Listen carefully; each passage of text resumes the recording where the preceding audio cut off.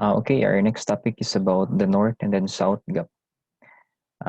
Regarding this topic, let's start with the South. When you say South, it pertains about yung mga countries who are located on the South Hemisphere of the globe, considering yung mga continents natin. Like for example, we have the African continent, and then the Latin America or the South America.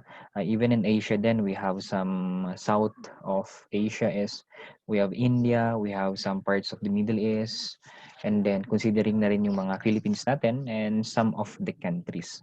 Okay, when you say north naman, it pertains on yung mga countries like for example, we have America, of course, we have there America, Russia, and then majority of the European countries, diba, are located on the north, like Spain, Germany, Poland, Russia as well. So those are some of examples when you say the north and then the south gap. However, the main problem here is what is the meaning of the gap that they're pertaining when you say the north and then the south gap, especially when you hear this concept. I do not know if have you heard about this concept, the north and south gap. It is known as the gap between the north and the south, not only in terms of finances, on political, but you try to look on the type of living that they have. You try to observe naman, di ba? You try to observe alone the north and then the south countries. It's like on the north side, some of the countries there are living happily, or they are financially stable, or there is a lesser chance of poor countries to happen on the north hemisphere of the globe, based from your own observation lang ha. This is not based on research. But if you try to observe or if you try to analyze about the globe, totoo nga naman, di ba? Majority of all poor countries are located in the south. And majority of all developed countries or first world countries are located in the north. I am not pertaining that all of the countries in the north are well-developed countries. No. But many of them or majority of them are located in the north, and then poverty or poor countries are located on the south. Like for example, we have the Philippines, it is a third world country. India, ang dami. In South America, we have Brazil, even in Argentina, Chile. So those are third world countries, di ba? However, sa north naman, first world countries, we have Canada, located on the north. America, located on the north.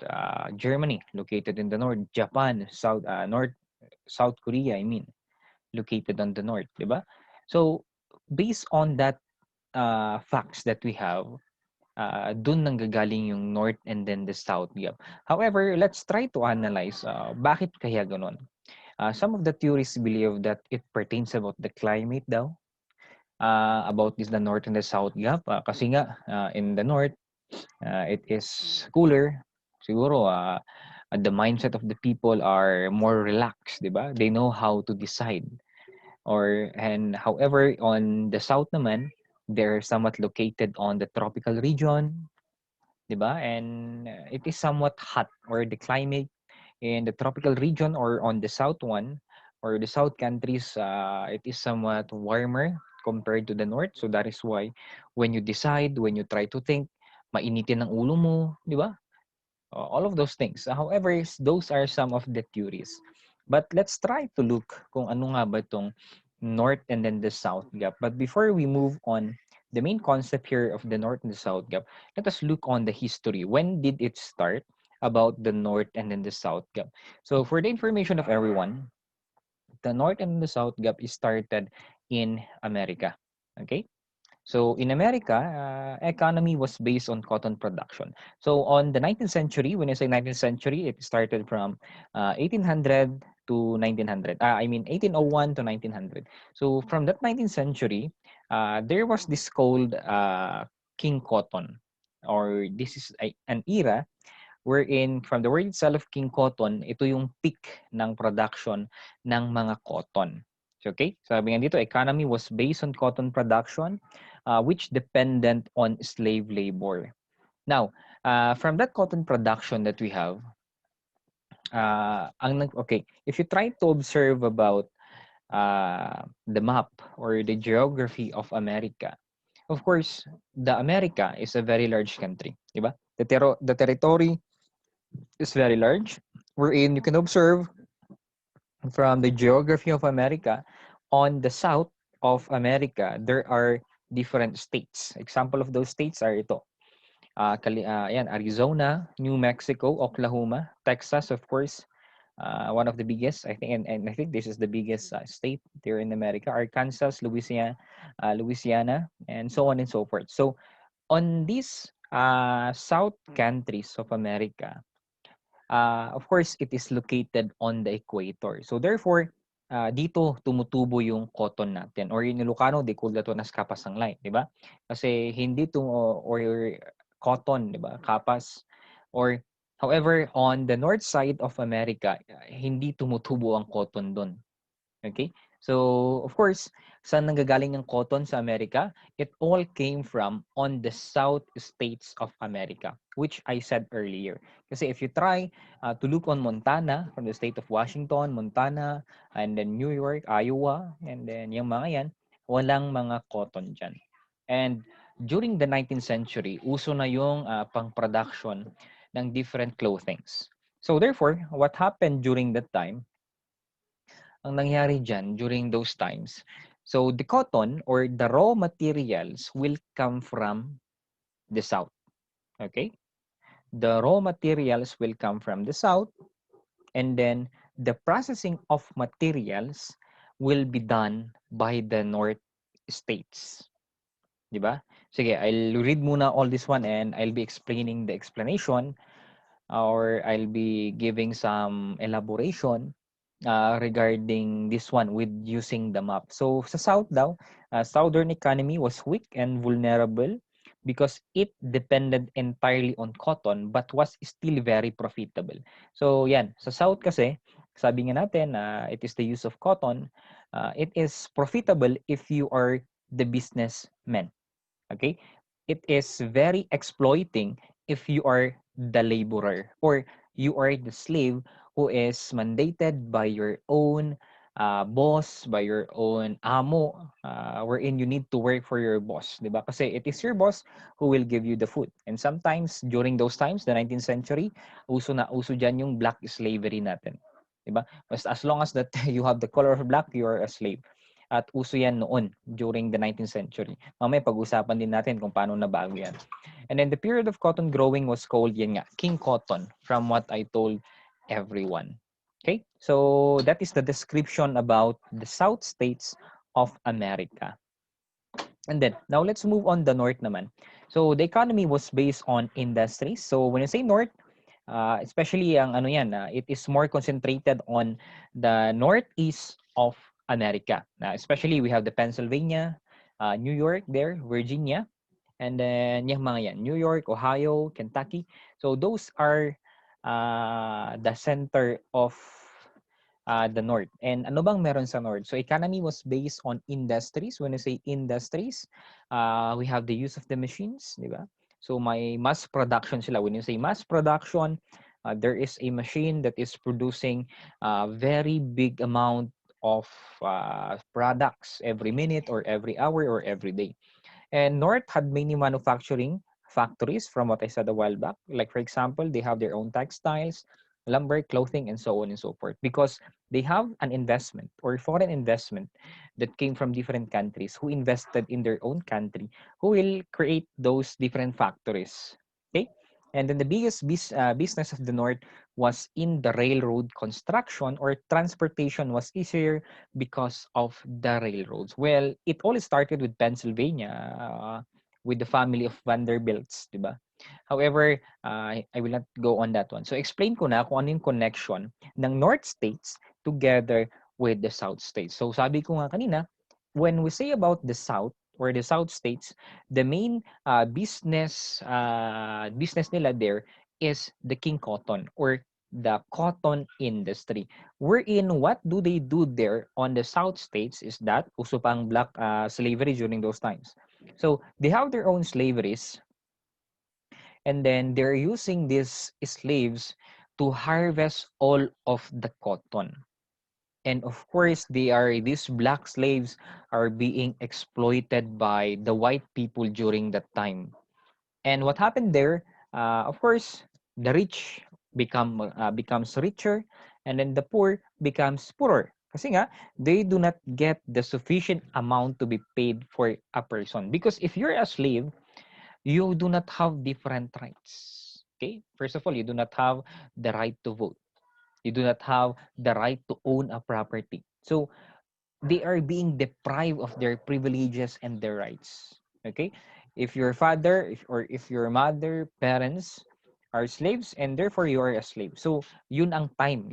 That is the situation during the time of the 19th century, especially in the early 1800s. Now, however, for the North naman, of course, yun nga, sabi ko nga, they are more somewhat organized.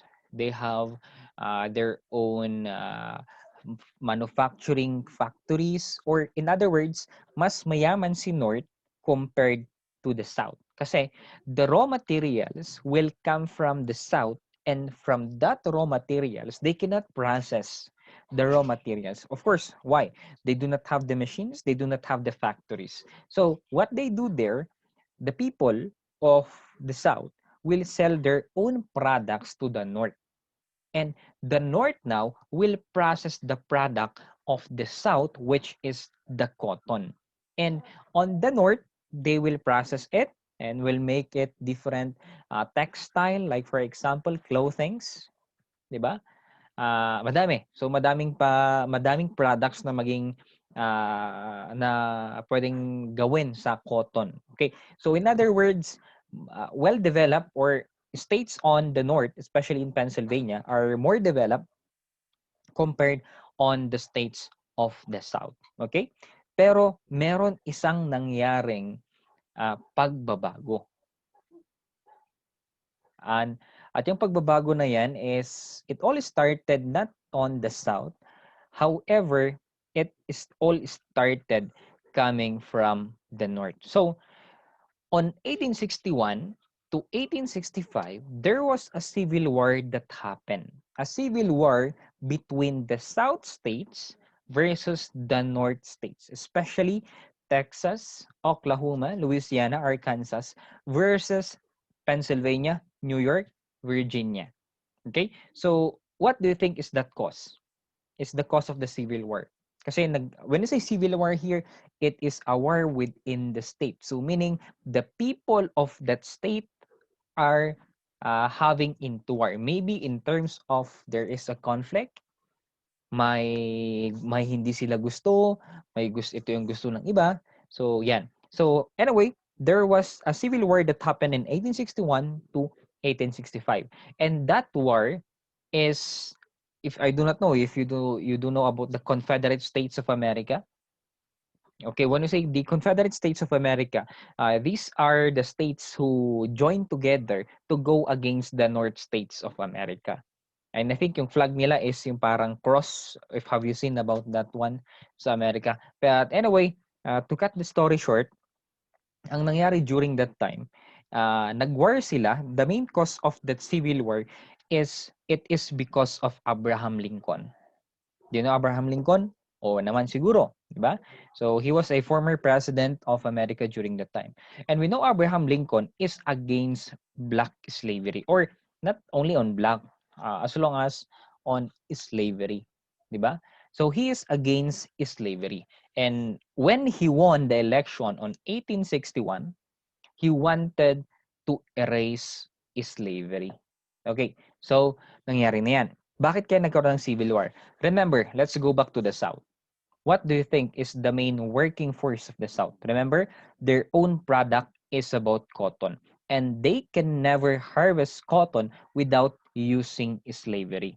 So therefore, you as Abraham Lincoln, how dare you to tell us to remove our own slavery, considering that our own products came from the South and you are buying our own products? Kaya nagalit yung mga taga-South kay North, especially with Abraham Lincoln. Especially with Abraham Lincoln, di ba? Kasi nga, gustong tanggalin ni Abraham Lincoln yung slavery, which is the main source of income of the South. Kaya nagkaroon ng Civil War from 1861 to 1865. So, anong nangyari after that one? Sinong nanalo? It is the North or the South? I do not know if this is a fortunate or unfortunate, but it is the North who won the Civil War. So, alam naman natin that the slavery there was erased during that time. Yun yung pinaka-main step or dun sumikat, I mean, si Abraham Lincoln talaga. Di ba?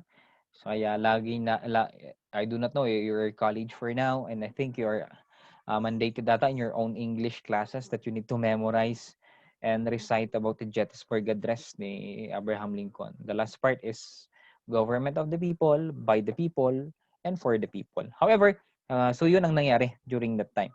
So it all started with that history.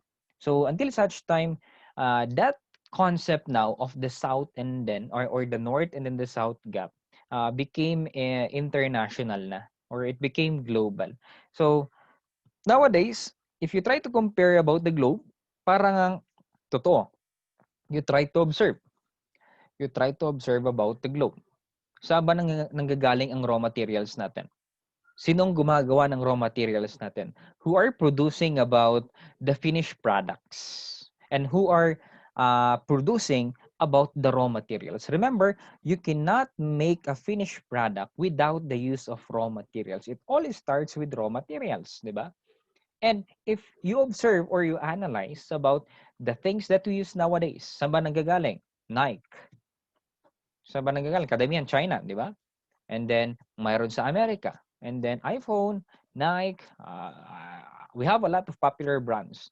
Wherein, is it located on the third world countries? Of course, no. Di ba? Kadamihan, nakalocate sa China, Russia, and Europe. We have the Germany, even in Japan, and even Canada, in South America, you name it, all of it, di ba? So, ang producers ng ating finished products, when I say finished products, processed products. Ano bang processed products?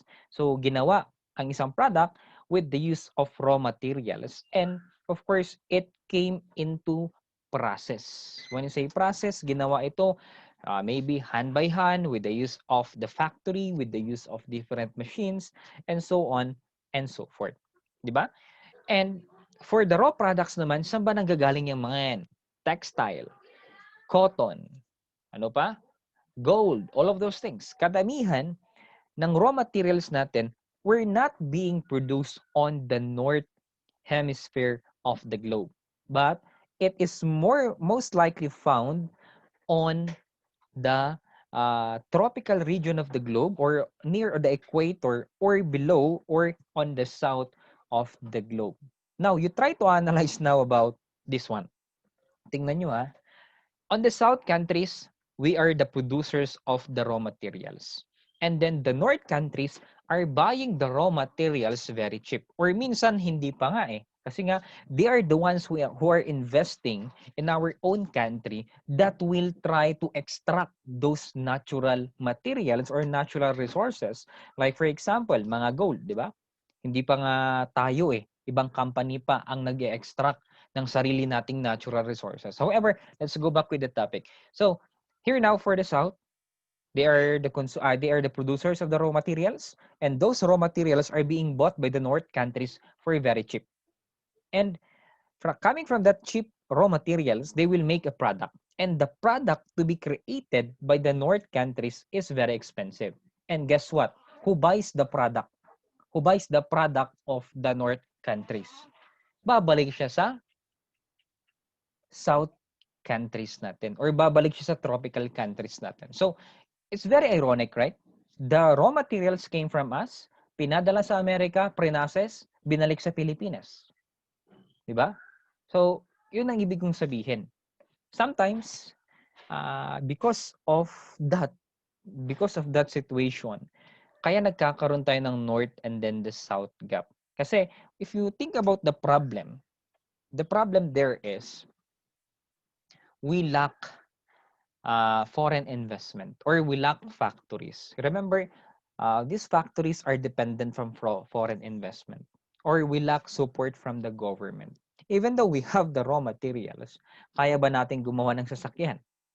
Of course, hindi. Kasi nga, wala tayong sariling independent company or support from the government to or for us to process our own raw materials in order for us to gain then as well sana. However, that's not the case. The same with India, ganun din. Madaming raw materials din sa India. Madaming mga electronics nanggagaling doon. However, sinong gumagawa ng mga I think India is one of the #1 countries who buy a lot of cars coming from Japanese company like for example Toyota, Mitsubishi and so on. So yun, si Japan taga-produce lang ng sasakyan. At si Japan kumukuha ng kanyang raw materials coming from India, coming from the different tropical countries or south countries. And then, pag ginawa niya, ang mahal-mahal ng sasakyan, ibebenta niya rin sa pinagkunan niya ng raw materials. So, sinong nanalo? Tayo ba? Is it the south or the north? Of course, it is the north because they gain more profit compared with the south. Considering that the basic components of their own products came from the tropical region or came from the south.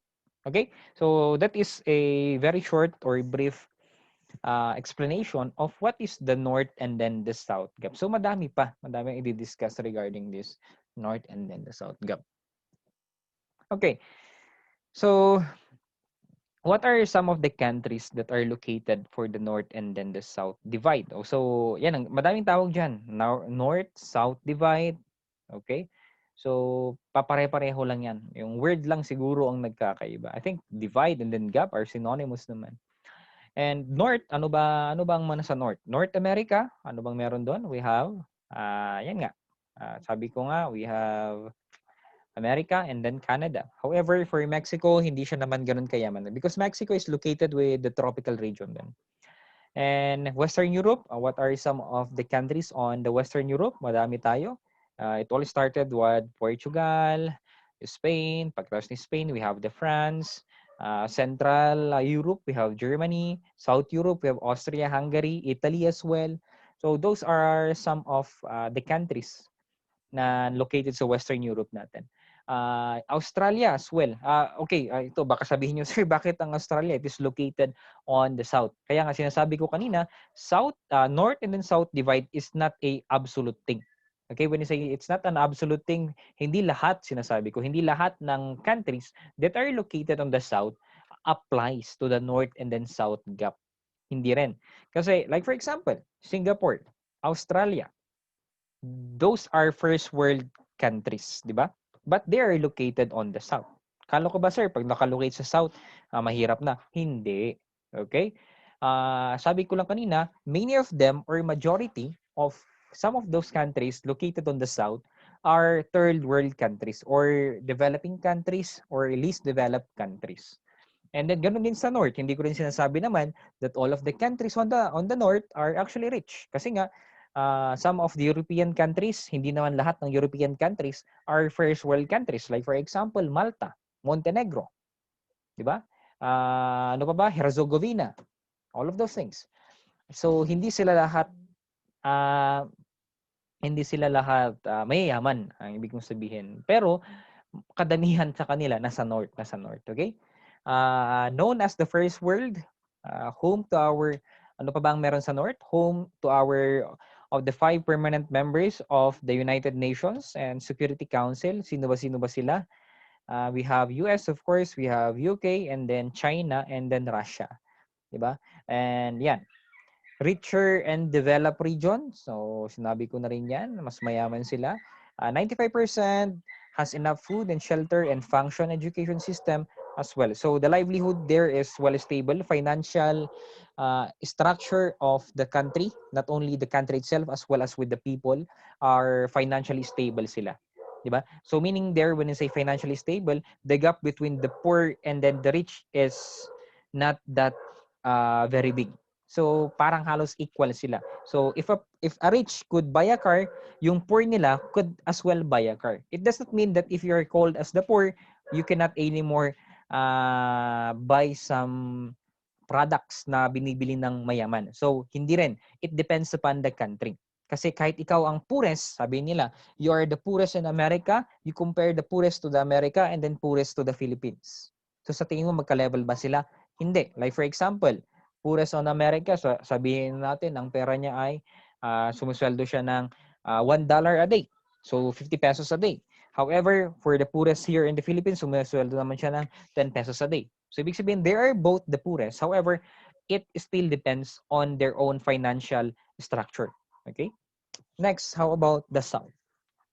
Yan, sabi ko nga, mga Africa, especially part of Africa, like for example, except for South Africa, ha? Kasi South Africa medyo develop siya. Yan, halos lahat na nasa Africa, Kenya, Ethiopia, Ghana, and then Sudan as well. So majority of the countries on Africa are living in poverty. But if you observe naman, madami rin silang raw materials. However, it lacks support from the government. It lacks foreign investment to process these raw materials. Okay? Latin America, it pertains about the South America, Brazil, Chile, Argentina, yung mga yan.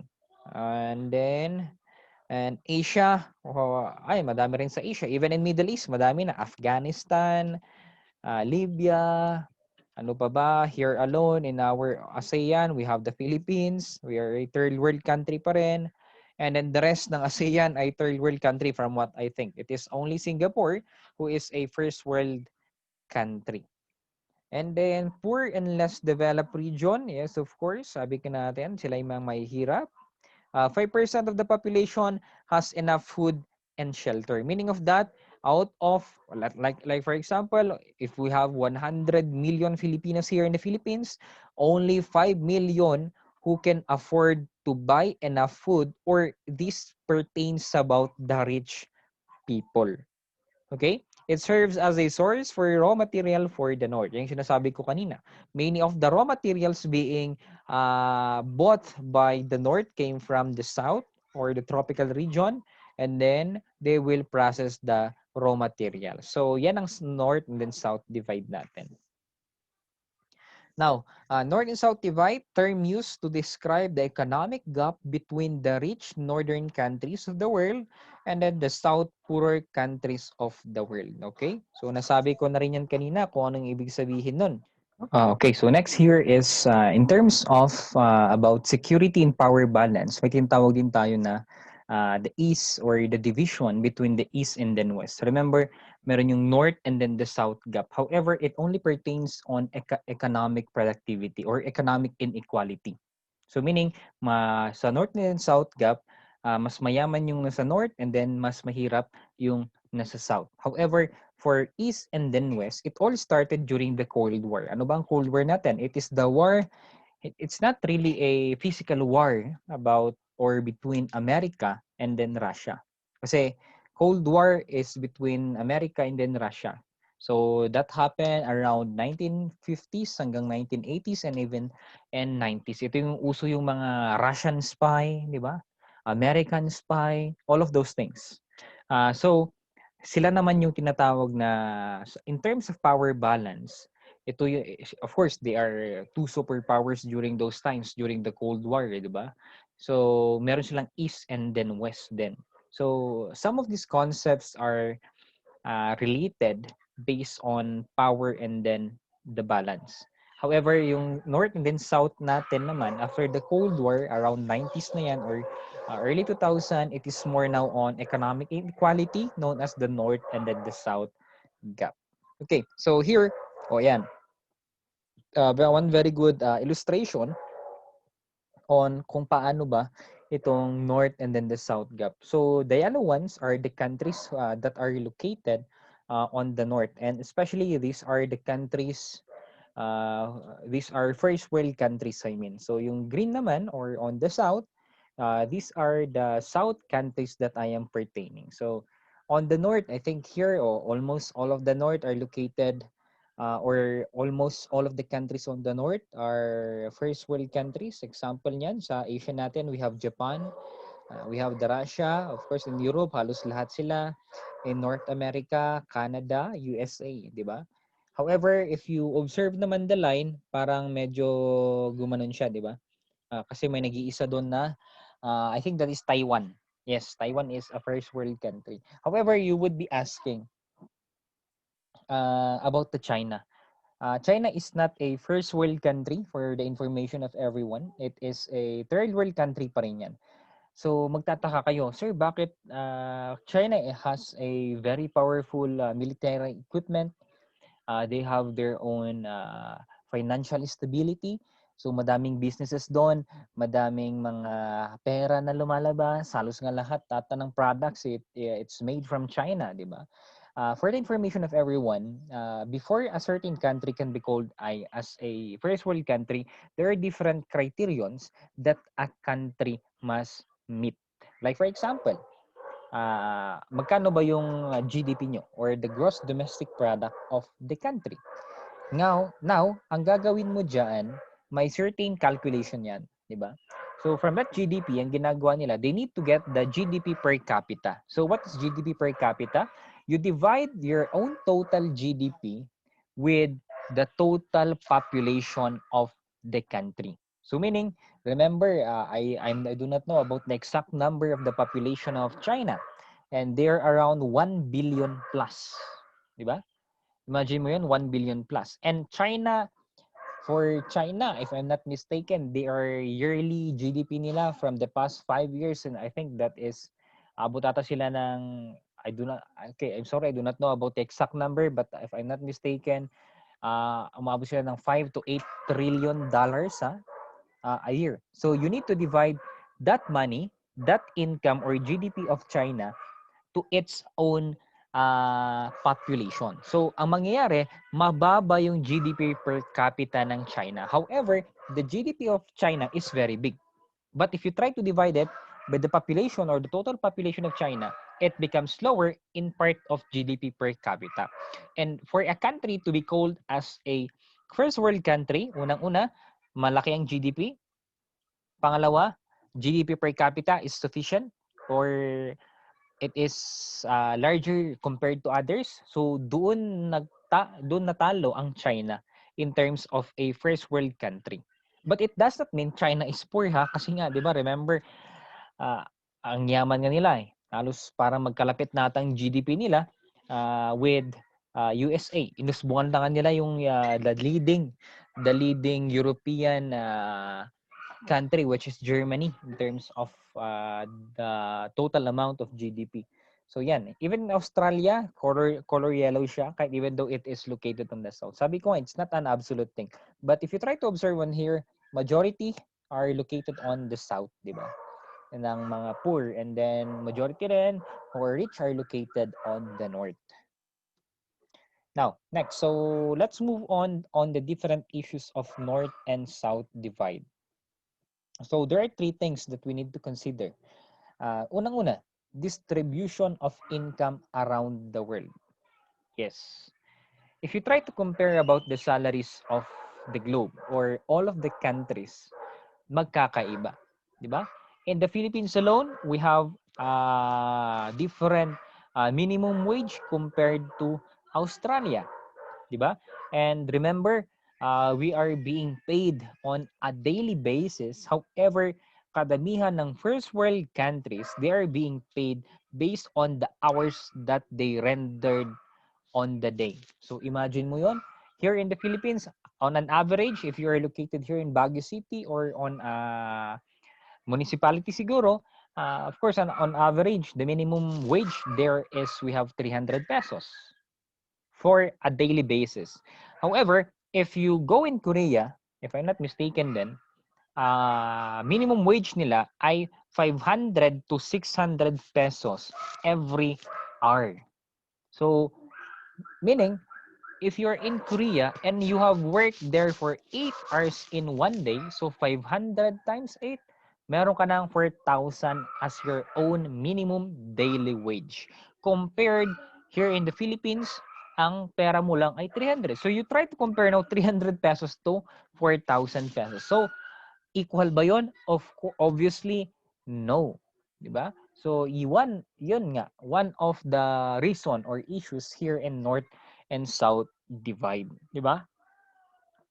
And then, okay, next issue here is we have economic competition worldwide. So, even though there is a competition in economy or different businesses, meron pa ring mga major companies wherein they are on the top of their own service, they're on the top of their own product. When I say top, I do not pertain on the quality of the product they produce, but they're on top in terms of the number of consumers that they have, or the number of the products that everybody is buying. Okay? Like for example, we have Nike, Adidas, di ba? Madami pang mga shoe products. However, those shoe products are, I'm not telling na sila ay local. Kasi nga, minsan pa nga, some of our local products are better than some international products. Like for example, Marikina Shoe Exchange, di ba? Matitibay yung sapatos nila. However nga, sabi nga natin, some of the major companies have gotten the trust of their own consumers. Yun ang maganda rin sa business eh. If you got the trust of the people, whatever you do, whatever you make, people will buy it. However, kung hindi mo nakuha ang trust nila, kahit gaano man kaganda ang ginawa mong product, they will not buy it. Because, of course, trust is everything in business. Without trust, people will not buy your own product. So, yan. Standard of living, of course, very obvious naman yan. Rich versus poor. The living of the North and then the living of the South. Diba? Ano ba dito sa okay, if you observe na lang sa mga bahay natin, hindi siya ganun ka, di ba? If you observe our houses compared with the first world countries, parang lahat ng bahay nila doon may subdivision, di ba? Even though it's not a subdivision, however, it is organized, halos magkakapareho yung sa community nila, bahay nila, well organized, malinis, di ba? Dito hindi eh. Makita mo sa bawat sulok na lang may bahay, tapos yung bahay yun tagpi-tagpi. Yung isa naman malaking bahay na may semento and so on and so forth. So those are some of the issues here in the North and South divide. Next, let's talk about issue number 1 regarding the standard of living. So what are the factors that lead to low standard of living? So we have 4 here. We have a lot pero ito lang di-discuss ko. Okay, number 1. One of the factors of very low standard of living, so kahirapan, one of the factors daw kaya mahirap tayo, unang-una is the lack of trade and aid. So ano ba ito? When you say lack of trade and aid, it more pertains on the support of the government. Without the support of the government, mahirap talaga. Mahirap sa isang farmer ang umasenso without the support of the government. Very good example of that one ay yung farm to market roads natin. If you are a farmer and you are farming in a mountainous area or you are farming into a land wherein mahihirapan kang mag-deliver ng yung product to the market without the use of the road.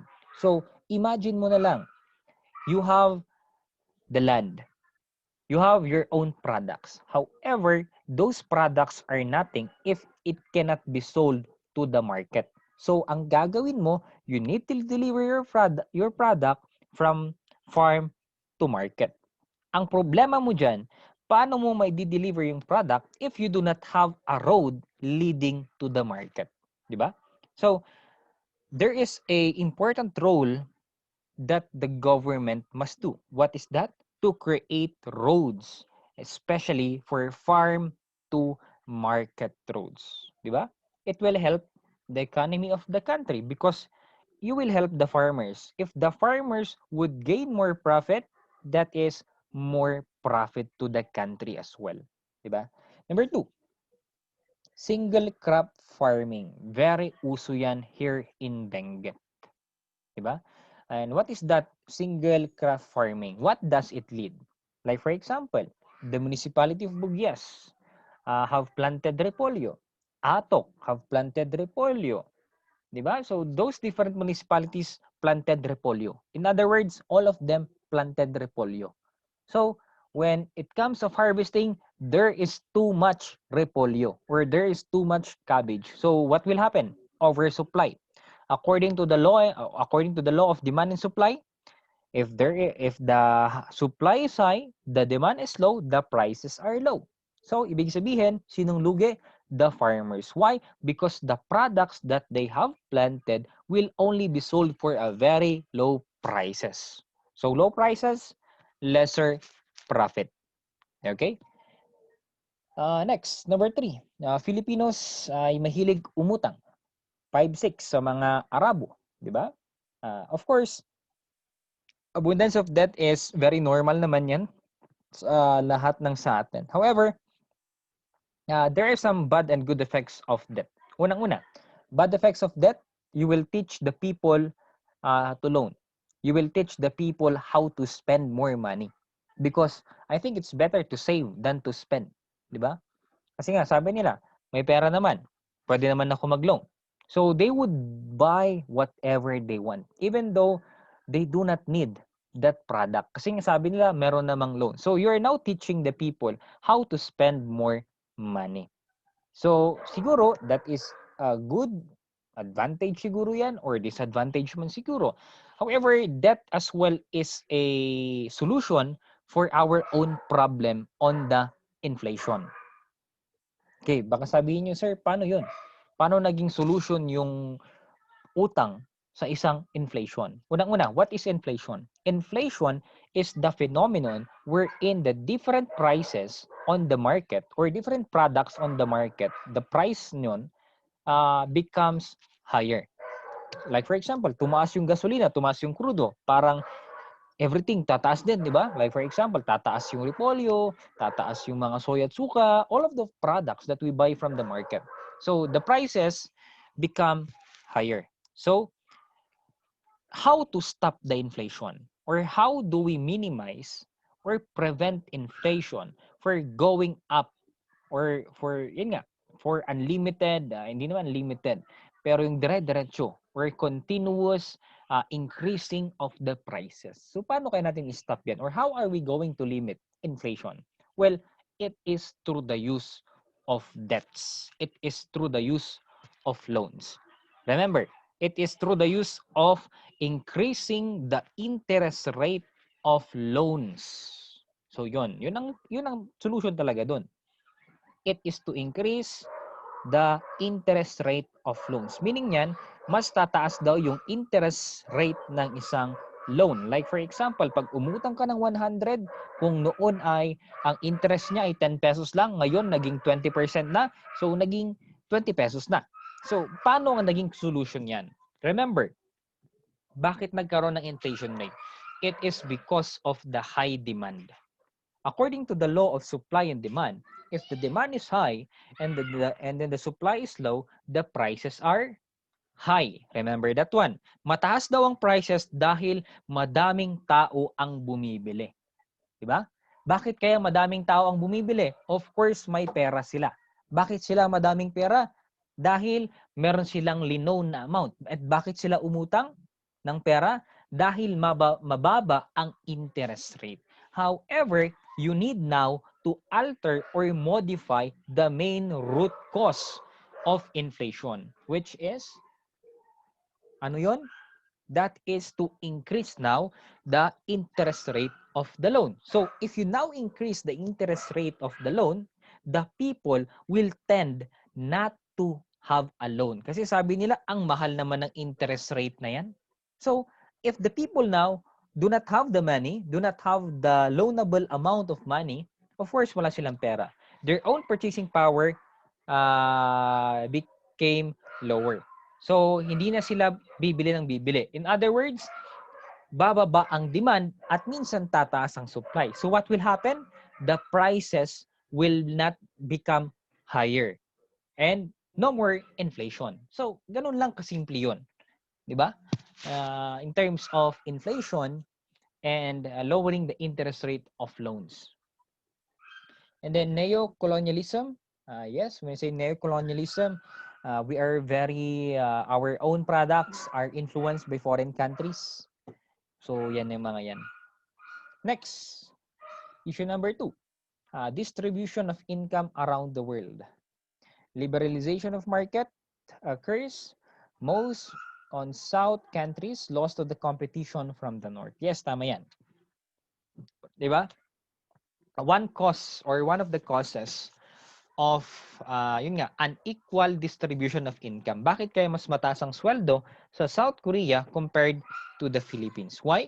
Because the competition or the products being produced by South Korea and then Philippines are not the same. Why? Kasi here in the Philippines, you're a businessman and then let us say you have a product. Let us say you have a energy drink, Cobra, di ba? And energy drink Cobra is worth 12 pesos each. And you have an employee. And then from that employee, let us say you're giving the minimum amount or the minimum wage, which is 300 pesos per day. So that 300 pesos per day is dependent on the sales of the product. So meaning, if you have sold, let us say, 1,000 Cobra energy drink, so magkakaroon ka siguro ng 12 times 1,000, you have now 12,000. So let us say the 1% or the 10% of the total sales, I'll be giving that one as a salary or salaries for all of my employees. So if the sales are bigger, you get the 10%, I will give that one to my employees. So big sabihin, the salaries now of your employees are dependent on the sales of your products. So, big sabihin, kung murang product mo, mura din ang sweldo nila. Now, you try to compare in Korea. You're a businessman there, and you're as well selling a energy drink. However, the price of the energy drink that you have in Korea and in the Philippines are not the same. Here in Philippines, Cobra energy drink is worth 12 pesos. However, in South Korea, let us say, energy drink nila ay 50 pesos. Diba? So, you compare now. So, you have sold about 1,000. So, you have 50,000 now. And what is the 10% of 50,000? We have 5,000. So, ibig sabihin, you need to pay now your own workers, which is higher based on the sales. So, kaya nagkakaroon ng isang issue in terms of inequality on the distribution of income. So, ganun ang nangyayari. Ha? Encourage migration of people from south to north for having a more good income. Yes, and that is very common for Filipinos. Kaya nga may tinatawag tayong OFWs or Overseas Filipino Workers. We have very good professionals here in the Philippines. Very good doctors, very good lawyers, ano pa? Whatever profession, especially we have very good nurse, we have very good scientists as well. However, alam nila that there is no opportunity here in the Philippines. So, ang ginagawa nila, they need to go to abroad and maximize their own skill and maximize the most profit that they could get. Imagine mo na lang, you're a doctor here in the Philippines and you're only getting your own salary for around 70,000 naman. However, if you are in USA, nurse ka pa lang, parang maabot ka na ng 100,000. Di ba? So, imagine mo yun, nurse, compare with a doctor here, mas mataas pa yung sweldo ng nurse sa Amerika compared to a doctor here in the Philippines. So, sino nga ba naman ang hindi pupunta sa ibang bansa? Di ba? So, parang ganyan. Okay, so last, issue number 3, economic competition worldwide. So, what are the factors that determine the competitiveness of economy? Okay, so first one, so ano daw ang tinitingnan natin sa isang competition? Anong mga factors ang tumitingin sa isang competition of the economy? So bakit kaya yung iba ay mas higit sa iba? Or why is it that some of the people are trusting some of the products compared to other products? Okay, first one, appropriate infrastructure. Meaning, you have the factory, you have the right machine in order for you to produce the product. Like for example, compare mo. Philippines is one of the producers of rices, but there are no machines to help our own farmers unlike in Thailand. So, remember, Filipino farmers, they do not have the right machines, di ba? Ano ginagawa nila sa mga pananim nila? Pag irik na yan, they will just put, in order for it to have a direct sunlight, they need to put that one on the roads. And roads are not designed for laying all of those palays. Di ba? Or all of those irik in Ilocano. They call that one as irik, di ba? So, yun nga. Okay, what I'm pertaining here is we lack some resources. We lack the machines for us to process our own products. And because of that, anong nangyayari? Our products are degrading. Since our own products are degrading, of course, if you are the consumer, what will you choose? The same price. The other one has lower quality. The other one has better quality, but the same price. Of course, you need to choose about the better quality. So, ganun ang nangyayari sa atin in terms of appropriate infrastructure. Diba? Number two, stable macroeconomic framework. Example of this one, we are very dependent from oil. If oil price hikes, the same to other products. When you say macro kasi, malawaking part ng economy. It pertains about not all naman, but almost all of the products. Kaya nga, yun nga, if you try to observe, if oil becomes higher, the same with other products, di ba? And then, yun nga, number three, well-functioning public and private institutions. Sinasabi ko nga, no government support. Like for example, seedlings na nga lang, hindi pa mabigay ng government, di ba?